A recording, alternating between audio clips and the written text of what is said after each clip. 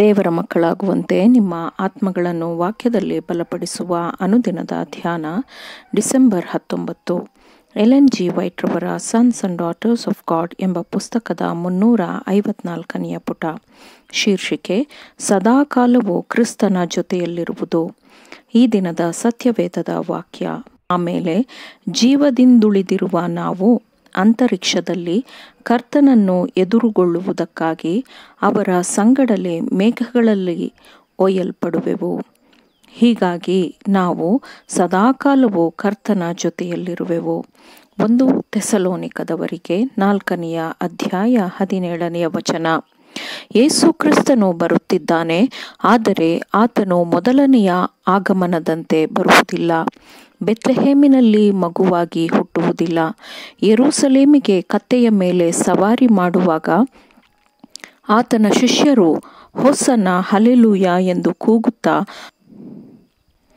ದೊಡ್ಡ ಧ್ವನಿಯಿಂದ ದೇವರನ್ನು ಸ್ತುತಿಸಿದ್ದರೋ ಹಾಗೆ ಅವನು ಬರುವುದಿಲ್ಲ.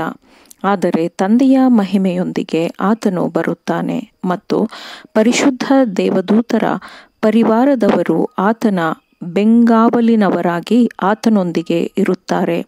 ಆ ಸಮಯದಲ್ಲಿ ಸಮಸ್ತ ಪರಲೋಕದಲ್ಲಿ ದೇವದೂತರೇ ಇರುವುದಿಲ್ಲ.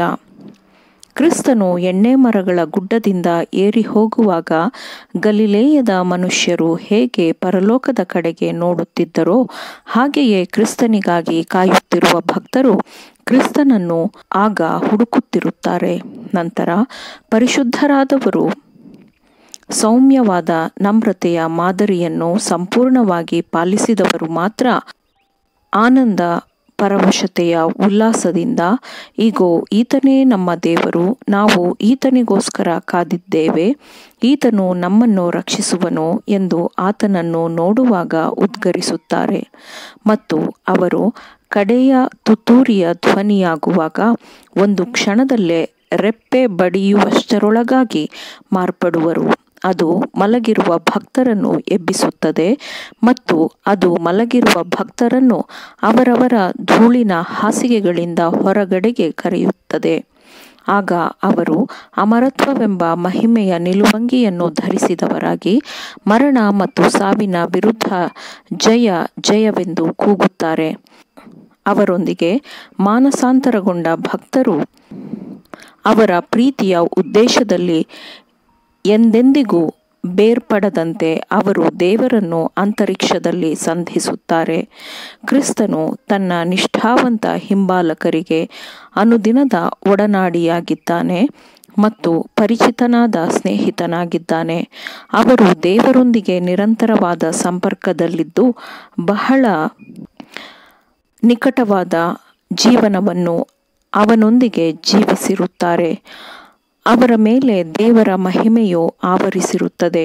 ಯೇಸು ಕ್ರಿಸ್ತನಲ್ಲಿರುವ ದೇವರ ಮಹಿಮೆಯ ಜ್ಞಾನದ ಬೆಳಕು ಅವರಲ್ಲಿ ಪ್ರತಿಫಲಿಸುತ್ತದೆ.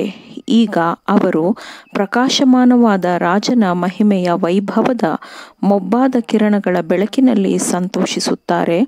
ಅವರು ಪರಲೋಕದೊಂದಿಗಿನ ಸಂಪರ್ಕಕ್ಕೆ ಸಿದ್ಧರಾಗುತ್ತಿರುತ್ತಾರೆ, ಯಾಕೆಂದರೆ ಅವರ ಹೃದಯದಲ್ಲಿ ಪರಲೋಕವಿರುತ್ತದೆ.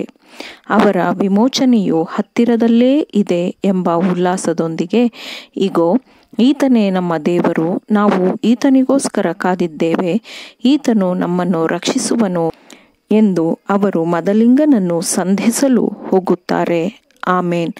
ದೇವರ ವಾಕ್ಯಗಳನ್ನು ಶ್ರದ್ಧೆಯಿಂದ ಆಲಿಸುವವರು ಪಾಲಿಸುವವರು ಆಗಬೇಕೆಂದು ನಿಮ್ಮನ್ನು ಉತ್ತೇಜಿಸುತ್ತೇನೆ. ಪರಿಶುದ್ಧಾತ್ಮನ ಸಹಾಯದಿಂದ ಆಲಿಸಿದ ನಿಮ್ಮೆಲ್ಲರಿಗೂ ಧನ್ಯವಾದಗಳು. ಮತ್ತೆ ದೈನಂದಿನ ಧ್ಯಾನಕ್ಕಾಗಿ ನಾಳೆ ಸಂಧಿಸೋಣ. ಆಮೇನ್.